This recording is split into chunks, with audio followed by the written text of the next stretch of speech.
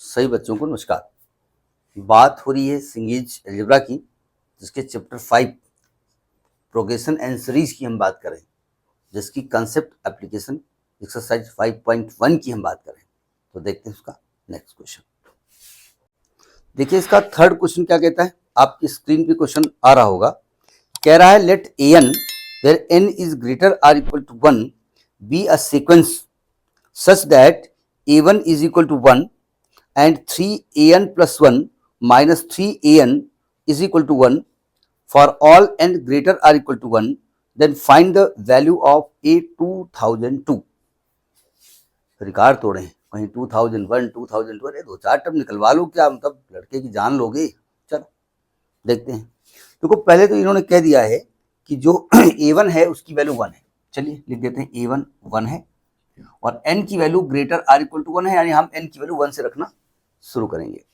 और टर्म्स में एक रिलेशन दिया इन्होंने 3an plus 1 3an plus 1 minus 3an is equal to 1।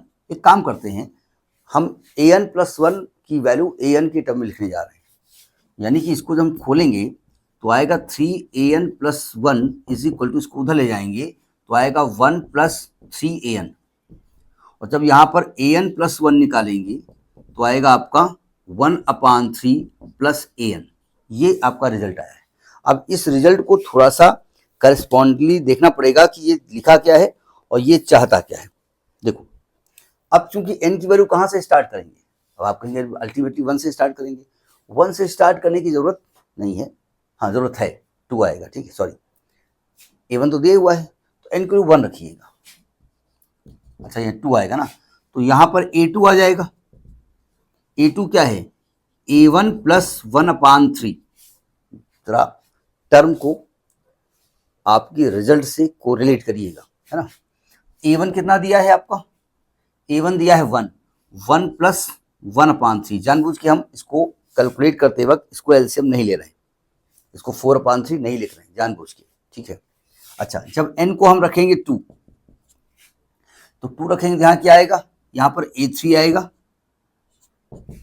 यहाँ पर 2 रख रहे हैं, पहले इसको लिख रहे हैं तो आएगा a2 प्लस 1/3।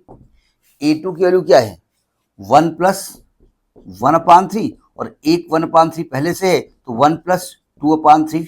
अभी 2-4 स्टेप जब लिखोगे ना तो अपने आप एक सिमेट्री पकड़ में आएगी। n इज इक्वल टू 3 रखो, n को जब 3 करोगे ये भाई साहब हो जाएंगे a4, ये आएगा a3 प्लस 1/3।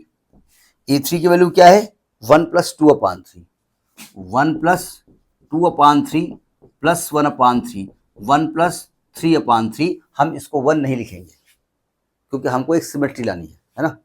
एक और रखवा देते हैं, n को 4 रखो, तो यहाँ पर a5 आ जाएगा, यहाँ पर आएगा a4 प्लस 1/3। a4 की वैल्यू क्या है 1 प्लस 3/3 प्लस 1/3, यानी 1 प्लस 4/3। सिमिलरली अब पहले समझा दें फिर सिमिलरली कर दें।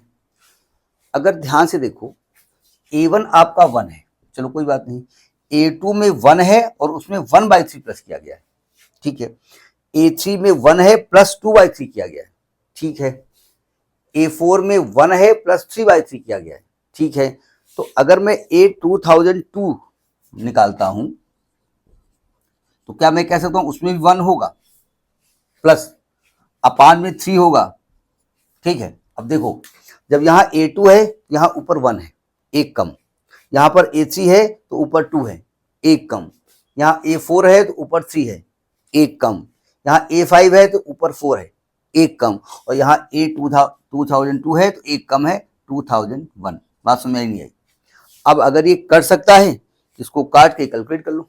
कौन से काट, 3 से काट दो, 3 18, 3 18, 3 21, तो आएगा 1 प्लस 667 इज इक्वल टू 668।